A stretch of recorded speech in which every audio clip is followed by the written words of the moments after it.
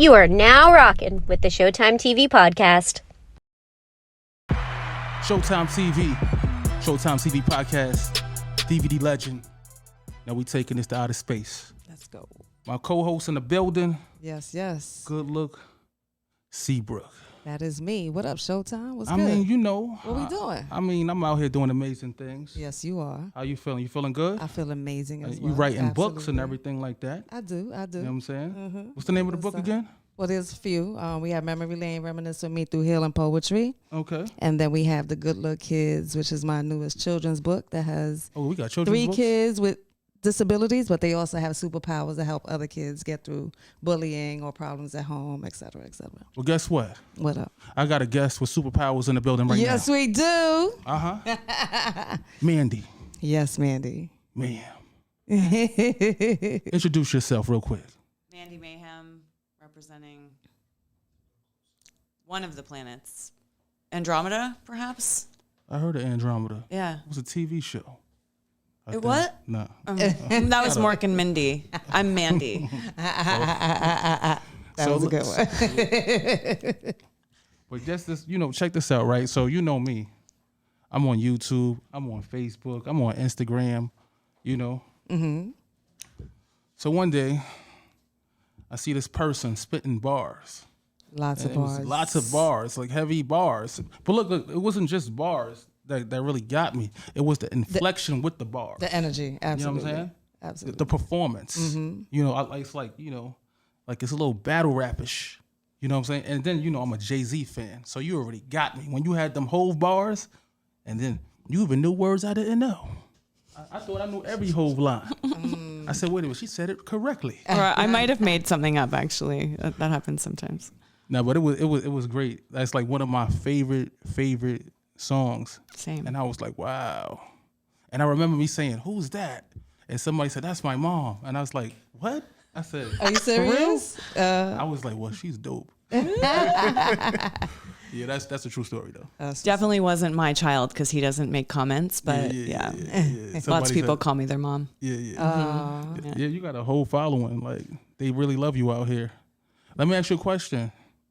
What made you do what you do? Currently, or I'll rap from the beginning? You rap. So I want to know what made you rap. I don't know. It's like as soon as I heard it, it felt like I was part of something bigger than myself. Mm-hmm. And I didn't quite understand what it was, but it made sense to me. Like, they say in the specific is the universal. So even though my life experience wasn't exactly what I was hearing in like the message or fight the power, like I still knew there was a power to fight, but I didn't quite know what it was yet. I couldn't articulate it, but there was something about the specificity of that really spoke to me. And, even though I had a lot of conflicted experiences with misogyny in the lyrics growing up, it's still like that feeling of being able to express anger and sexuality, and in particular anger and sexuality, which were two things that I just never felt like I could express in my everyday life walking around. Hip hop gave me that permission. And I started, doing it in front of people with hip hop karaoke in Toronto. And that was, I think, in 08-ish. Okay. So every month I would learn a new song, and they don't have the lyrics on the screen, so you have to know them. They would give you a piece of paper. Oh, you was doing it for real. Yeah. So it was like they did the same way they did it in New York. And I came to New York. I did it maybe in 2009 or something. I did a few times here, BB King's, Brooklyn Bowl. But when I forgot the spot they were in when they started, it was a smaller spot. Yeah. Okay. I'm getting there. Take it easy. It's the build up. Yeah. Right. Yeah. So every month I would learn a new song, and that's part of the reason I think why I'm so good now is because I wasn't just like learning other people's lyrics. I was learning them to perform them and also to make them my own, like you do with covers. Like that's what singers do. They practice covers and they learn, but in hip hop, it's such a taboo to perform someone else's material that it's like not done, but it's made me such a much better artist because I understand so many people's different flows and can like create my own from performing them, not just like studying them. I think it's been helpful. That makes a lot of sense. And whether people know it or not, they are performing everybody's lyrics by mimicking them and rapping their favorite song over and over again. That's what they're doing. But you're doing it publicly, and you're learning and you're taking it to mold your craft to your own. I get it. It makes a lot of sense to me. How long did it take you to have the style that you have now? Because I'm sure in the beginning it definitely wasn't like that, right? What gave you that? When was it? And when was that time that that energy just came and you flipped it and you became Mandy Mayhem? Yeah, maybe. Yeah, like 3-time champion. That. Yeah, I did win a bunch of competitions. But I mean, as you grow, as me being an artist, I'm just like understanding. Like in the beginning, was it always the way you are now, or did your energy change and shift till you found out? The first album I did, I didn't release most of it, and it was. But there's still a lot of lyrics that I do in my live shows that still feel very relevant and good. Like I could have rewritten some of them. There's a little bit of filler. But I've always written poetry. So when I started writing my own music, it was very easy to segue into that. I didn't have to develop a lot as a poet. I studied literature in university, so I studied a lot of poets as well. So that like the different shapes of different styles of poetry is in there too. And I don't know that I'm far enough away from it to be like when you say your style, I'm like, do I have a style? Yeah, you have a style. I do. Yeah. Okay. So I don't know because I'm not aware of what that is yet. I don't think. Okay. Yeah. Well, when we look at you, we definitely feel the energy. You have energy. It's this rawness, and it's this, I don't give up. It too at the same time. So it's like a combination of all of that. And I'm glad you took that approach to the question I asked you because, this is the conversation I wanted to have because a lot of people don't really know where anybody came from, what inspired them to write and make music. Hip hop is a culture, you know what I'm saying? And you don't have to live a certain, like me, you would say I'm from the hood, but I'm not street. I'm just a person that grew up in the hood. And, I adapted to my environment. I got a few degrees. I grew up, That's my story. You know what I'm saying? So I wanted to know your story and show people, that you actually crafted your style. Like you actually are educated on the culture that you're in, Because some people could just assume, but I don't want to assume. So I want to know your story. Yeah. Yeah. So musically, I grew up in Toronto, which is a very beautiful cornucopia. I don't even know if that's the real word that has anything to do with what I'm saying, but I understood it. Use it. Yeah. Cornucopia of musical influences. We have Caravana every year, which is, there's a lot of island culture in Toronto. So it's not like, growing up, living in that city, you always ask someone where their people are from because so many people are immigrants. So it's like I knew who was Trini and who was Jamaican and, who was from India or Pakistan or whatever, like Thailand versus Filipino, like very specific, like New York too, but so many different cultures. So the musical influence of that definitely affected me. When I first started going to clubs, it was like house, hip hop, soca, reggae, dance hall, all in the same party, like for sure what you guys experienced growing up, I imagine. So I hear that actually in Drake's music a lot, that it sounds like Toronto to me, like the influences of house and soca and dance hall. So musically, that's what I grew up listening to. I had a very like interesting childhood. My parents were total hippies, and we lived on a boat that had no engine called Dockside, and they also were funny. And I went to school on the islands. We have this little island in Toronto, and it was all like hippie children there. Like we sang Blowin' in the Wind during circle time on acoustic guitar. This is like what we learned. So needless to say, we didn't learn a lot. Like I learned how to refinish furniture and plant radishes and stuff. They tried to teach us some sciencey things. Eventually I kind of learned stuff in high school, but I ended up pregnant at 16. A lot of people from my school ended up pregnant pretty early. I don't know if it was the granola or what. But so I had my son at 17 and I moved out at 15. So I think that's part of what resonated for me with hip hop was just this like struggle of, that hip hop was our punk. Like that was there's a specific era of, I think my age specifically, 89, I was like 13. 89 is like the year. I don't care what anyone has to say because that's, they say the year that you're 13 or 12 is the music that you think is the most perfect music for your whole life. Right. So like Fight the Power came out. That's like, I was 13. Do you know what I mean? So, right? Yeah. So that was the time when I was like, oh, this thing with my parents is probably not going to work out. So, like, maybe they're the power I have to fight. I don't know. Like I have this anxiousness. I'm in this small place in this big city and I don't fit in and, so yeah, hip hop spoke to me and it was angry and sexual and all those things. Big Daddy Kane, he DM'd me. Oh my God. I know. I'm so excited to have sex with him. No, I'm just kidding. DADDYKANE. Yes. I didn't say that. Take that out, what I just said. Anyway, I love him. I hope we get to meet.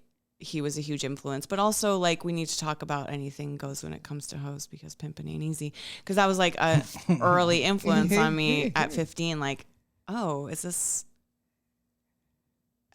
like this person that I love so much and look up to so much? Like maybe he doesn't like women. I'm confused. Like even though he was, smooth lover, but I don't know. It was just confusing, And they were kids too. Like, what did they know? That is true. They was kids. Yeah. So anyway, that was a lot of information. No, it's helpful to see where you came from. So obviously I could see, how you became a rapper. Yeah. Now another thing is he said something about champion. He was a champion? When? He said something I don't know. We heard something about three-time champion. Three-time champion. Oh. I was like, there's a line in one of my songs I'm working on now. You gotta walk like a champion to ride Mandy Mayhem. And I'm like, how did you know that line was in that song? Did I do that song? No, I got confused. That's a Buju Banton reference because we're talking about dancehall. Anyway, I won some awards. I won the Hip Hop Karaoke Championship in Toronto. 3 years in a row. Damn. Okay. I know they was mad when they saw you coming. I'm like, there she go again. Here she Yeah, they got mad. That's why they retired me because they were like, somebody else needs to win. We're gonna turn her mic now. Like, make like sure you her gonna mic move already. Make sure her mic is low. To New York. Yeah. That's dope. How did you feel about that when you won for the third time? The third time, I did Slam by Onyx. Okay. Nice. Yeah, I crowd surfed. It was bananas. Did you? Yeah. Oh, nice. I can't get away with that. They'll let me fall. Yeah. It's not gonna work. I pre-planned it. I'm not that crazy. Oh, I said you got some real. You really trusting. Yeah. Lords of the Underground were the judges. Oh, nice. The second year I did Fight the Power.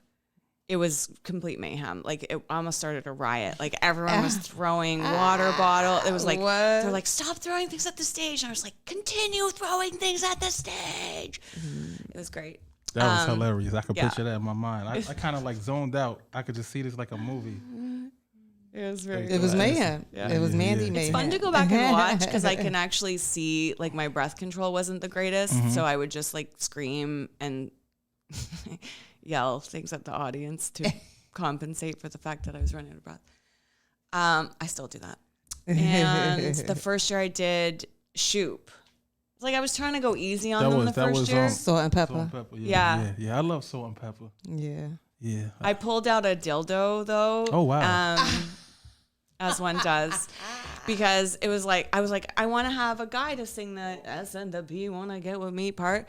But you can't have anyone come up with you when it's competition. So I pulled it. I had it in my pants. Oh my God. No, I had it in my pants the second year. No, I pulled it out of my bag and I like made it, turned it into a puppet. It was like one of the bendy ones. Oh wow. S and the P wanna. Wow. That was. Well, that was definitely. Yeah. Yeah. That's I'm not different. mad- That's different. I'm not mad at you. Not at all. I mean, it did fit the tone, It did. and I'm pretty sure.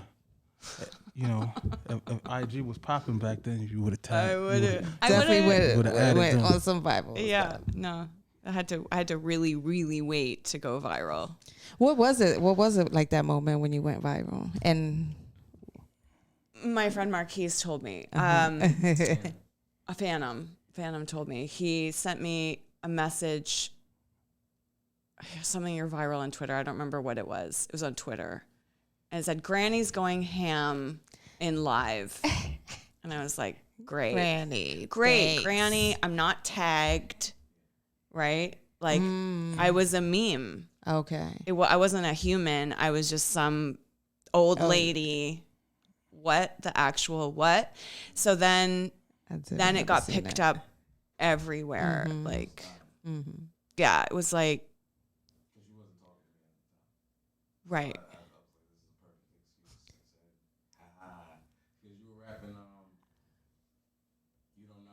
Yeah. She had a feather in her. She was like a Victorian.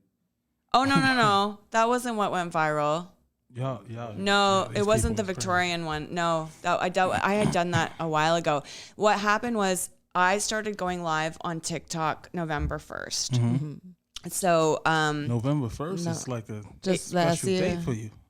I know that's why I'm really that's saying, why- okay, yeah. We're going to get there, though. Got it. So that morning I had gotten an audition. I'm an actor from my commercial talent agent for a retirement home commercial. I got it. Yeah. Okay. And my agent was like, just, you can say no if you want, but I love her, but it's like a cool retirement home and they take people as young as 50. And I was like, okay, this is where we're going. And I had just done a sleep apnea commercial that like, oh God. This is funny. This is I constantly hilarious. get reminded about. You know what's so funny? Not to cut you off. Yeah. So I'm looking at you, right, while you're talking, and I'm like, she looks really young in the Yeah, you face, do. right? Yeah. Right? Yeah. So it's like, what going on? Right. But go ahead. Okay, yeah. Everyone comes in my live and they're like, "Are you 12 or 90?" I can't tell. So yeah, so retirement home commercial, and I was like, oh, okay, just kind of slowly letting the air out of my body. Like I don't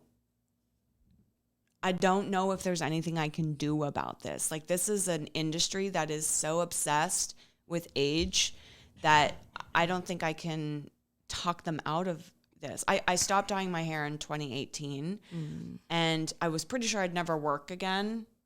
But I couldn't pretend to be something that I wasn't. I'm over it. And also it was like burning my head and like all kinds of gross stuff. And like every 2 weeks I had to dye my hair. I just couldn't do it anymore. You know they got wigs now, like they be wearing lace fronts. Yeah, I'm and all not good at wearing wigs. It's a disaster. I don't. I'm not saying that you should do that, but I'm just saying like it's like every young person. Before it wasn't cool to wear wigs. Now everybody want to wear a wig, and their wigs is like $2,000. I know, Right? But I'm not that organized, and I also just like it's not just the hair. It's like there was a tension in my face and my body that I was carrying around, trying to hold on to this thing that like didn't actually mean that much to me, my youth. Like I'm looking forward to aging. Right. So I didn't want to do it. So fast forward to November 1st, I have this experience. And I said a prayer, and I had, you know, I'm a filmmaker, I'm a writer. I've had a couple of shows get made. I have a cheerleading project that I've been working on for a long time. I ran a cheerleading company for 10 years, and I wrote a TV show about it, and been trying to get it sold, and just like not getting anywhere with unbelievably so many roadblocks, and which happens in film and TV, but this is a project that should be easy to pick up. So I didn't understand what's going on. So I said a prayer, God, just show me a clear path. And then I thought, to what? And I was like, no. You know me. You know me better than I do. I'm not going to try and figure this out, because I've been trying to figure out to what my whole life, building strategies, to-do lists, like, you know, and none of it's working. So you fucking tell me what to do. I don't know what to do. I understand. Just like, okay. So then this other agent that I had I auditioned for this platform in Japan, which was like a live platform, you know, to do shows. And they're like, what kind of show do you think you could do? And I thought, I don't know. I could do a show where the audience gives me a word, and then I look up a poem with that word, and then find some random beat, like, I don't know, Taylor Swift or whatever. And then I try to rap the poem over the beat and just create these really weird mashups. It's very complicated, but I was trying to think of something I could do live. So I did this for them, and then I did a few of my own songs, and they said, you're way too sexual.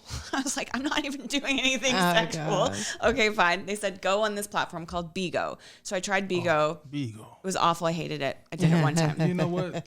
No comment. No comment. It was awful. So then for like a year, this agency keeps messaging me and being like, we're working with TikTok now. We really think your rapping would do well. And I'm like, go fuck yourself. I'm not building another platform to be exploited. I'm exploited enough in my job as an actor. I don't want anything to do with this. Goodbye. And then November 1st, they're like, we have a meeting with the reps at TikTok. Just come. And I was like, intel. Okay, maybe I'll go and see. Because I'm always interested in what's happening in the media and like what the current sitch is, you know? Yeah. So I thought I'll go to this meeting. And then I was sitting there, and I heard the voice of God. And it was like, you want a fucking clear path that's right in front of you. TikTok is offering to promote your lives. Like, they're going to send you traffic. And people are killing themselves to try and do this. I'm your cousin. Interesting. Right? Okay. Why That's don't you crazy. take this? Why don't you do this? So I was like, okay. And because it was November, they were still really trying, you know, when you're in the beginning phase of something. Lives have been going on for, I don't know, a year or more, but they really wanted like quality talent. So they didn't become Bigo, right? So they're trying to recruit people.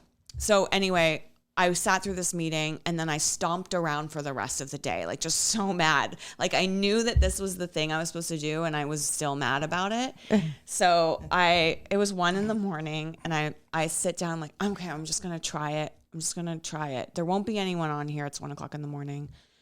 But let me have some things planned, because I don't know if I want to rap, because people are going to get mad. Like, people respond very aggressively when I rap. It's either this is the best shit I've ever seen, or this needs to stop immediately. So I grabbed this article on Google about nose chlamydia. Oh, wow. Apparently. Wait, say that again? Nose chlamydia. It might give you Alzheimer's. Oh, no. I don't know if it's true, or if it's just like clickbait. Chlamydia alone just like... but to have it in your nose. Don't pick your nose. No, thank is the you. end of the story. At all. I still pick my nose. I don't know. I can't help it. Anyway, so I'm sitting there on the live, and I'm like, guys, I found this article about nose chlamydia. We can either discuss that, or I can rap. And the people are like, what the fuck? To both of those things, but obviously rap. So I was like, okay. Very nervous. I talked for about 20 minutes before I finally did. I don't know what I did, but it's up on my YouTube channel, the first one that I went live on. And I think I was just like, they would request random shit, like Chameleonaire, like shit that I don't know. And I would try to do the song, like just like the karaoke, just play the track and read the lyrics and see if I could figure it out. And you're a brave soul. I know. Well, I had nothing to lose. Right. I had nothing to lose. Yeah. I like this story. This is like the opposite of like 50 Cent story. It's like you could make your own movie about this. Nah, this is serious. Yeah, well, maybe now I could sell it. Yeah, this is dope. Maybe they'll listen to me. Yeah, so I did it, and the agency had this thing where it's like go, I think it's 3 times a week or 20 hours a month, whatever their formula was. And I thought, I'll just do it. I'm going to give it a month. I'll give it 3 because nothing else is happening for me currently. But I made $11 in the first show. Oh, wow. And I was like, Okay. I make more than this for an audition. That was the motivator too. Right. So every time I went, I would get gifts and the rush of these people, just like love, hate, energy. It's like because you get a combination. You do, and they're all there, and you feel them, even though you can't see them. There's just this little number in the top corner, but they're there. I understand everything you're saying, Yeah. and I remember I know those time slots 3 times, and then you got to get yourself together and mentally prepared to turn the thing on, and then just be like, hey, everybody. Yeah, that's crazy. So the night everything went viral was a month in. I think it was like the 4th of December, 3rd or 4th of December, and I had figured out this rhythm, like. If I just go hard and I look in the lens, because that's the other thing, I'm an actor. I know where the camera is. I know where the lens is. Like, there's a lot of the acting skill that comes into the performative pieces, the training of an actor that comes into the performance of these characters, because every rapper's a different character and I'm different characters throughout the course of the song. And like, it's like a monologue every time. Right. So when somebody screen recorded that moment, there was like 7,000 people in the room or 8,000 it got to, somewhere between there. And I was like losing it. Yeah. I was like, that was the most I'd ever had in there. And I was just like, I know that song really well. And I still fucked up a lyric because I was like, there's a lot of people in here, but this is my song. I've been doing You Don't Know at Hip Hop Karaoke for years. Will you please turn that off? What is that? Turn it off. No, I don't want to hear my voice. I know, I'm aware. That's my song. I know. Such a good song. That's my But song. I said never dictate. It still haunts me. Born to dictate, never follow orders is the lyric, not never dictate. This is Big J. I love that song. I know. People like in the streets are like, ever? Fuck off! Yeah. So that's what it is. So that's what I meant. Like, when did you find your style? So it's a combination of acting and your profession from that, and then the love for hip hop. Got it. Okay. So. It's like what I learned from acting was about being in the moment. And that translates to every art form. I think that our job as artists is to open the channel to whatever your creative source is, whatever you believe, and hold it open as long as you can, and to follow every impulse you have within that time, because those impulses are coming from the source. So you just follow, you can't question them, you just follow. And what TikTok gives me is this space where I can continuously go moment to moment to moment to moment, and I don't have a director, I don't have like a script. There's nothing that's telling me which way to go or not to go. And I'm co-creating with this audience that I can choose to allow to give me as much direction or feedback as I want, or like push them out and just deal with this information. So it's more than a jump shot, but it's like it's been a boot camp for sure. Like, I don't even know how many hours I've done now, because I went viral after that first month. I cried for a week because it was a lot of energy. Of course. Yeah, it was a lot coming at me, especially because I was a meme and I wasn't a human. So there was a lot of shit that was said. Still, now they just say it to my face. It's fine. Then You actually read that stuff though? Well, sometimes you have no choice. It's popping up in your face. Yeah. You know? But then also, like, friends and family were sending me stuff. Oh, okay. Yeah. Yeah. Is it because you were That's just- putting the love for the rap, or some of the content that you were saying? Oh, it's What was a combination of I'm like everything? pissing people off on many. I'm intersectional. I've seen a few people of off. the comments. Yeah. Yeah. It's like I'm white. White. I'm old. I'm a woman, and I'm talking about my labia or whatever. You know. You know what? I'm glad that you didn't dye your hair. Thank you. I'm glad you took that route. You look great. You know what I'm saying? It fits you. The energy, everything is dope. I don't care what these people say, because you know what? 9 times out of 10, they afraid to do what they want to do in life. Exactly. And- But it's easier to discredit people online, and it's easier to be a bully, basically. And I have 2 daughters, and I tell them, like, listen, you got 50,000 people going to tell you that you can't do it. You know, and they chose this job. That's what they want to do. Right. So, like, at the end of the day, do you believe them or do you believe in yourself? Right. You know, because at the end of the day, I know sometimes some people could take it me being insensitive because that's how they live life and that's how their feelings are. But I'm a person that's like, I hear you, but who cares? Because at the end of the day, I fight every battle. You fight every battle alone. It's like she just unlocked every cheat code of her life. It's going and going and going. And if you made it this far, does it really matter? I know it hurt. I know that. And I wouldn't even say a cheat code. I think she just unlocked every level that levels. she had. Yeah, because it wasn't a cheat code. You had to go through a lot to get to. And then even when you got there, you're still going through a lot. That's So ain't no cheating. Yeah, And But you know what I'm saying? She's unlocking levels and levels. Mm-hmm. And it's, you know what's crazy though? It's like sometimes it's us against ourselves. Oh, for sure. Because at the end of the day, you know, this is how, you know, and I learned that from DJ Trace when he said that in my experience, in my opinion. So, you know, Right, somebody my can say opinion, anything, my but they can say anything they want. Right. Like I tell people, I'm like Jay-Z albums.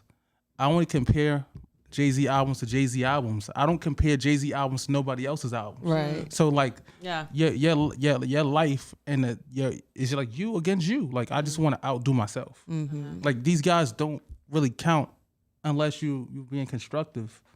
So if it's something negative, I don't need it because it's not helping the process. You know? Yeah, it's been both helpful and very unhelpful, the comments, for sure. When the first virality happened, the thing I was most upset about was the racial stuff, because I actually talked myself out of rapping many times because I didn't know if I was actually appropriating or doing something wrong. I was like, I don't know. Well, I'm sorry you had to go through that.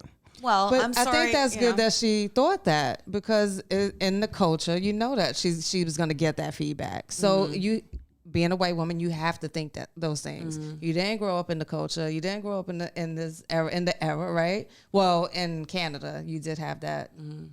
I feel you. But it's good that she. I thought made about that. it. Yeah. That's a conscious decision. When you don't think of that, then that's when I think that she would get more negative feedback. You know? I get it, but then you're dealing with me here. You know what I'm saying? So I think totally different. My thought process is when I'm listening to country music and I'm singing it out loud, ain't nobody talking to me like that.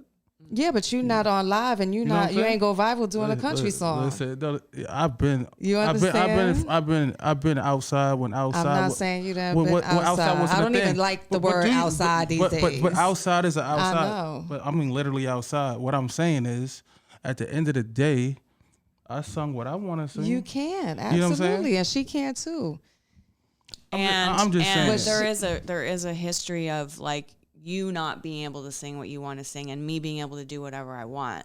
So that's why I had to take a look at it to be like, am I just walking over something that, you know, and not respecting the difficulties of the people who created it, because it is a part of the story that makes it what it is part of how, like, part of what I loved about hip hop and always have is that it's like, when I was a kid, I saw this show and there was like 5 or 6 actors, and they came out onto a black box stage, and they had like maybe some boxes, but everything was painted black, right? And they created like a bus out of their bodies, and then they created a jungle gym, and there was all these stories, and they were just using the shapes of their Of their bodies, bodies. right? Mm-hmm. And so when I think about hip hop, I think about this thing I saw as a kid, and it was like the same spark in me, like nothing. There was nothing but like rubble, you know, and these children took records and took equipment that they might have found, or, you know, like, you know, I'm working with Keith Shockley now from Public Enemy. They got their equipment from their community center. They were lucky enough that their mom had the key, so they got to take it home and play on, you know. It's like from nothing, this beauty emerged. And I think of it in the same way. So I feel like that in my own life too. That's another thing that like I connect with from this, like my upbringing. I was very like I was a feral child. I'm still feral, but like, you know, that resonates with me. But I don't want to walk over something and disrespect it. And I'm gonna make mistakes. Because I didn't grow up in the environment of a lot of the rappers that I love and listen to. I can hear them, but I'll never fully understand because I didn't grow up in this country, never mind, you know, in the neighborhoods. So I'll never get it completely right, but it's going to be my version. But I just didn't want to be hurting anybody. And I did get feedback early on when I first started making albums from some of my friends that was like, you need to stop, you know? So when I went viral and there were all these comments, this woman reached out to me. You're making me all teary-eyed, goosebumps and stuff. Salute to you. Blessings to you. Thank you. Yeah. Yeah. So this woman, Michelle, oh my God, what's her last name? No. Yeah. I want to say Livingston. It's in the link in my bio, but she has she has a pamphlet she wrote called Authentic Allyship. And she also has another book called Crackers, which is about like white people who are cracked, who will become crackers. It's like cracks in their soul. She's amazing. So she said to me, I've been reading the comments, and at first I was like not sure about what you were doing. I was kind of shocked. And then I went through and looked. She went deep into my page, and she saw this George Floyd tribute that I posted like a couple years before. And it was just a dance. I did a dance because I didn't know what to say, you know, or write or whatever. So I just did a dance. And she said, that's authentic allyship. It's not like, you're not like trying to do a thing to make everyone else happy. You're doing a thing from your own humanity, you know? And she said, she sat with me, so kind, sat with me. We had a Zoom call and helped talk me through it. And she was like, what is hurting you? What specific comments are hurting you? Let's look at those. And then she said, if there are things that are triggering you, it's because you have something unhealed. And that's what you need to look at. So we went through all the different things. And then I was able to do it for all the other critiques that I get. So what I ended up doing is creating a list of characters. Then my acting training comes in of all the things that I'm trying to not be, that I'm scared of. So it's like the horny old lady, the white woman who wants to be invited to the barbecue, the narcissist, you know, who's like looking at herself in the thing the whole time. And I just like created all the things that people say to me that hurt me. The rapper that's off, not in pocket, like whatever the thing is that bugs me. And then when it comes up in the live, when someone's commenting right as I'm performing, I'll go into that character and lean into the thing that they're saying that I am. So it doesn't have power over me anymore. When I'm trying to hide it and be like, no, I'm not that, then I unravel. Right. And the show must go on. It's too important to the other people that aren't commenting. Right. So I'm fighting for them, but also trying to expand my instrument as an artist in the process of doing it and dismantling these criticisms that are coming at me. Nice. And it's not always, you know, I was saying earlier when I came in, it's like, if I'm, north of ovulation, I'm good. But if I'm south and I'm on my way to my period, it's like anything someone says, I'm like, exactly, forget it. You know, it's like you need therapy just to be a rapper. Yeah, on TikTok you do. And the only reason why, but I mean, you do in some form. It's crazy. And the only reason why I said certain things is because, like, you know, you do a lot of inspirational things. I appreciate a lot of the work that you do. Thank you. I've always appreciated her for the type of person she was. She always pouring into people, always sharing people. That's why I wanted this energy here. You see, she ain't the person like, oh well, yeah. No, she like, well, I feel like this. Sometimes you need that energy because I get to see other perspectives. And that's kind of what I want. I don't know everything. I just know my experiences, and I'm learning as y'all both speak. Of course. So it's a learning process. But sometimes I get very upset because we are from this culture, and people that look like us and who've been through the things that we've been through don't support us at all, And then how dare you go and attack somebody else 10 times? And it's like you're not even helping the culture. So why you why do you even worried about somebody else? I got goosebumps from that. But you understand what I'm saying? That's the reason why I took that approach. I'm like, you have some nerve. Absolutely. So why these people coming to this country? But you don't work. You don't want to work. You don't give nothing back. You don't even go to Google. You know what I'm saying? What I've learned, whether you have parents or not, or anybody, for me is your responsibility as an adult to adapt to the society that you're in, and not be forced to assimilate to a system and just exist for what? And not necessarily just stay adapted. Go outside of that. That's the thing, because we can easily adapt to anything. But if we stay there, then that's the problem. We gotta go outside of that. Y'all poets, when y'all talking your poetry voice, everything sounds good. Like you be like, you just walked in the room and you made the light gaze, and I'll be like, that just reminded me. I started out in spoken word. Oh, you did? Yeah, in 2000. You said that. I did. You said poetry was. Well, I studied it. Studied poets, but I did spoken word, slams. I did slams. In 2000, I did the first poetry slam competition in Toronto with Dwayne Morgan. Shout out to Dwayne Morgan, up from the Roots. I think he's still running competitions, and I was mortified. I went up and did a poem about like how I am like a tree and my roots and my mother and all these things. And at the time, slam poetry was slam poetry. Right. It was not like, about down with the man. And I was like, I am not angry enough for this.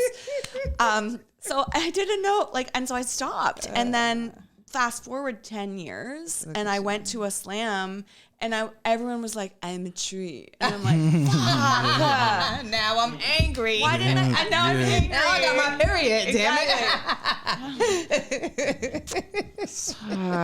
I don't get those. Lucky you. So, November 1st is a special day, right? Yeah. November 1st. So what are we talking about? What's going on November 1st? I'm releasing a single. It's called Legendary. I'm pretending to be nervous, but I'm not. It's fucking fire. Yo, she's hilarious. Yeah. I made a music video. Oh, the video is done? That's why the single's coming out November 1st, because the video's being edited, because I'm perfectionist. I like that swag. So do we get that? I like that. She know. My manager know that. Sunny Dill. Shout out to Sunny Dill. What's happening now, New York? What's happening?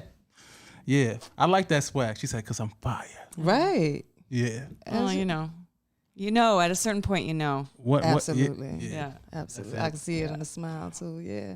Sure. What inspired this record? My clitoris. Oh man. It's exceptional. Oh, I had shivers when she said this. But go ahead. So there's a song I did. I have a TV show that's on HBO that I wrote in 2015-ish. That's a whole story in itself. But it's called Mother.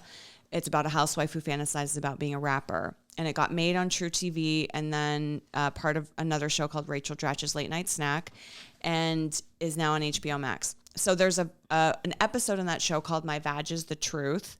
And there's a line in there, actually Fat Lip from the Far Side, helped me mix that song. So we had done it originally it was, Peaches, this other rapper called Betty Ford, and myself, we were going to do a Millie. It was a Millie, but it was my pussy, my pussy, my pussy, my pussy. And so this was when a Millie came out. I don't even know what year that was, but I wrote a verse called Beaver Trap. Oh, the song was called Beaver Trap. I wrote a verse in there, which I still do in my live. So that evolved into My Vag is the Truth. So there's a line in that song, I got a legendary clitoris. I have no idea why the fuck I said that. I don't remember. It was a long time ago. But it's the line that just kept sticking out every time I did it. And so people would be like, what? In the comments. This is the beautiful thing about creating, co-creating in the lives is that people respond to the bar that you know immediately, right? So this song is a combination of the things that the community has responded to in my freestyles, all in one beautiful cornucopia of horns and orgasms.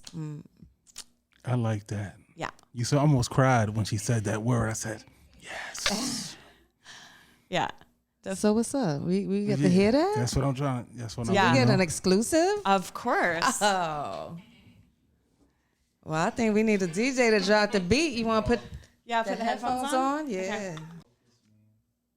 Okay. Pussy's crack. Can you turn this up? I got a legendary clitoris. You want that legendary clitoris? I got a legendary clitoris. You should see how long it gets. Legendary. Legendary. Legendary clitoris. Yeah, don't stop. Get it.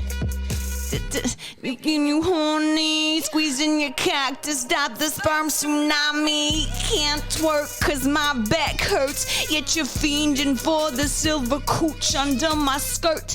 Still a breeder, dropping eggs on you just like it's Easter. Hunting my treasure, your jewels are blue, you're dead at the end like Bryan Cranston. Make you my meth head, you're addicted, pussy's crack. Pussy's crack. You want a legendary clitoris? I got that legendary clitoris. I got a legendary clitoris. You should see how long it gets. Legendary. Legendary. You ain't hitting this pussy, it's hitting you. Yeah, don't stop, get this. Giving you the 1-2, the 1-2, the 1. Kegel's got you sobbing, shooting your shot, cause these pussy walls are popping. Popping. Popping. Fucking your face fast, now face facts. Need to sober up, your pussy drunk. Getting lost in my legs, illiterate from the weight of my labia on your tongue. I'm not done, keep the pressure on. I got a legendary clitoris. You want that legendary clitoris? Vibrating in that VI pussy zone, begging to call it your home. Yeah. Legendary, yeah, legendary clitoris, come on, legendary clitoris, yeah, don't stop, get this, don't stop, get this, pussy's crack. Wow. Woo! Well, all right. If I would have known, listen, if I would have, listen, hold on, cowboy. Hold on.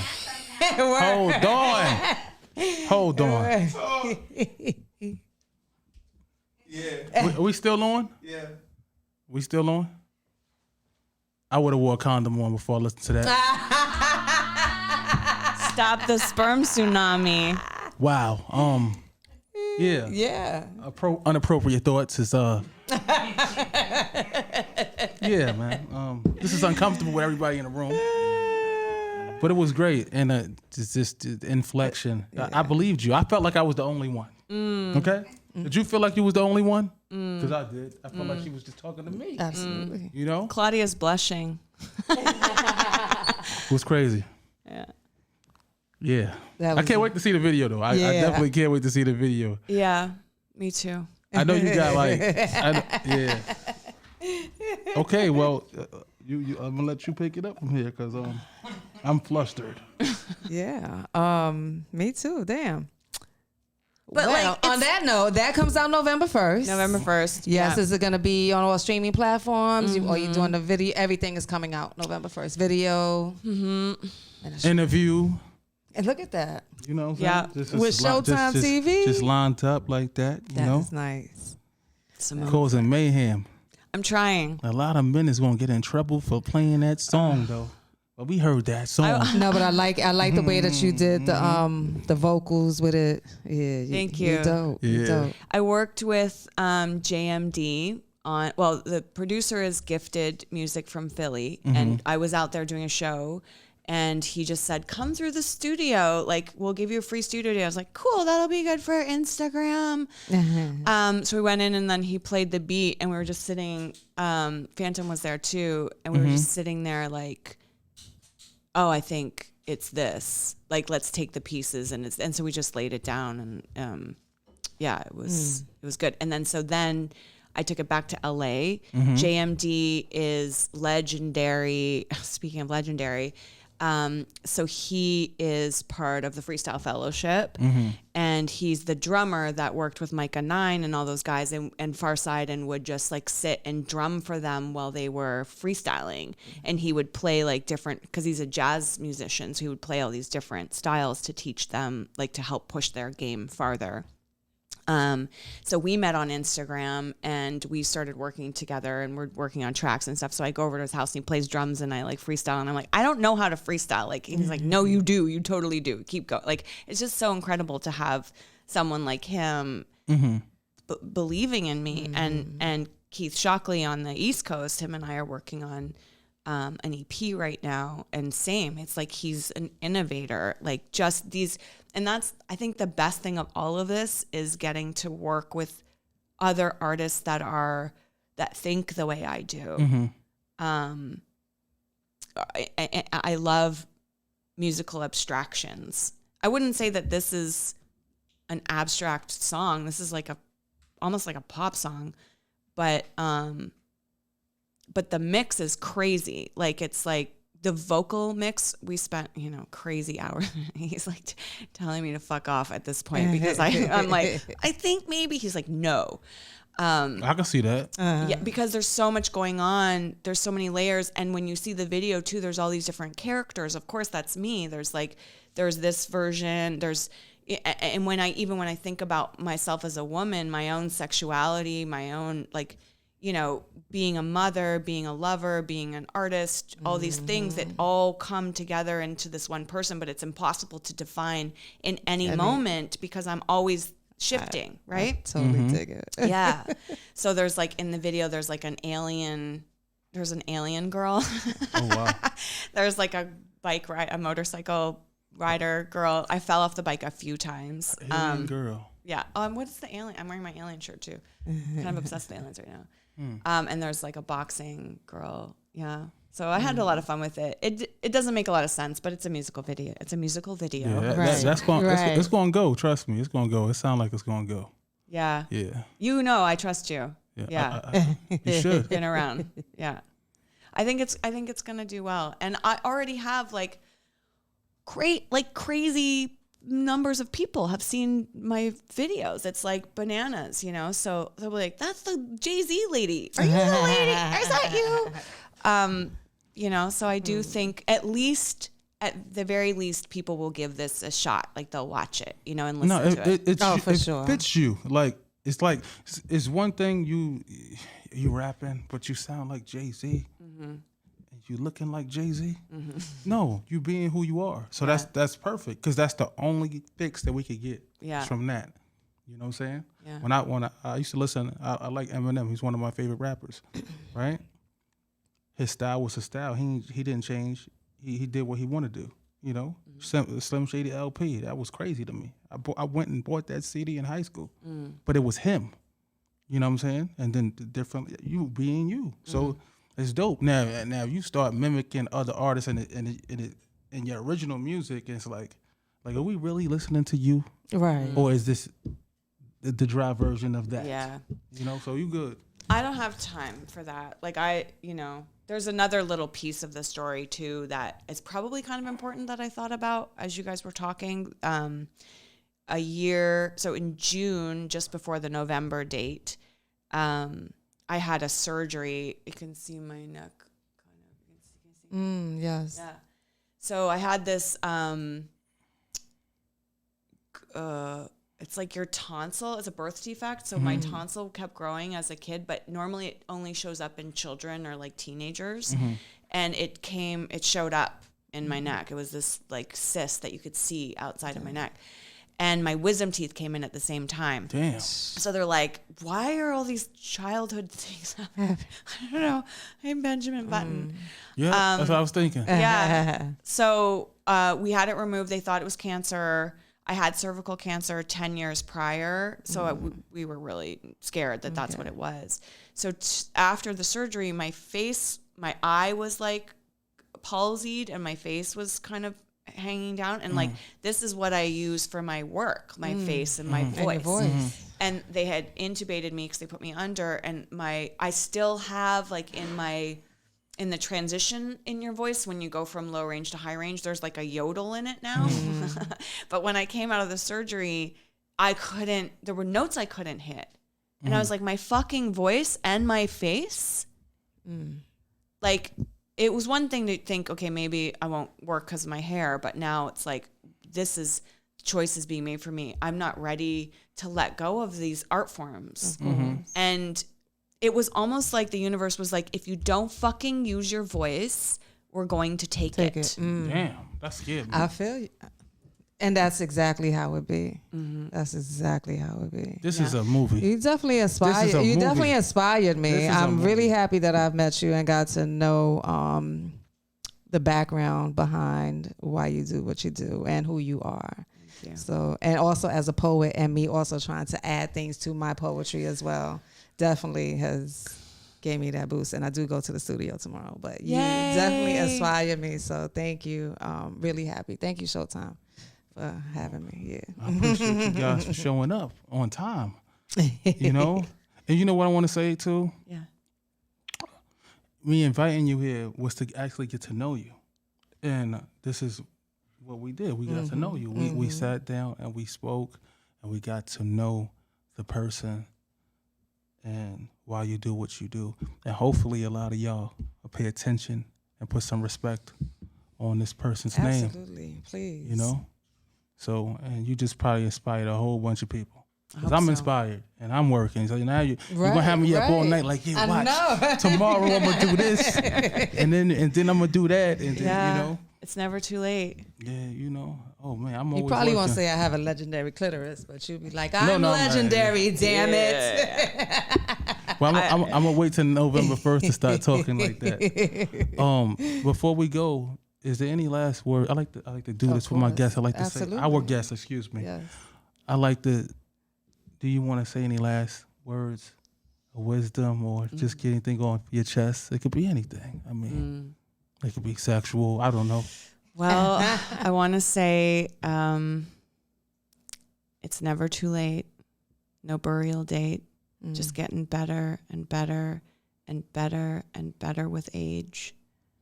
Was living life in a daze, a mind maze full of potholes, kept tripping over them, waiting for life to begin. It never did. My inner critic was being belligerent, forcing myopic vision, telescoping, focusing my focus on the sticks and stones instead of the bridges and homes, the house I'm in. I built this brick by brick, held up my practice. And you can too. Woo! That was Mandy fire. Mayhem. Look. And my battle rap voice, that was fire. Make some noise. Make some Sho-Timetv podcast. Yeah. Kim Seabrook in the building. Good look Seabrook. She got to say the good That's look. a brand, baby. You know? Mandy Mayhem, we appreciate you and your team. Just so beautiful. We out. We out. Thank you. That was dope. I like that. That was real dope. I like that. Thank I have you. my favorite interviews. You know, Yeah. I talk to certain people. That's a dope story.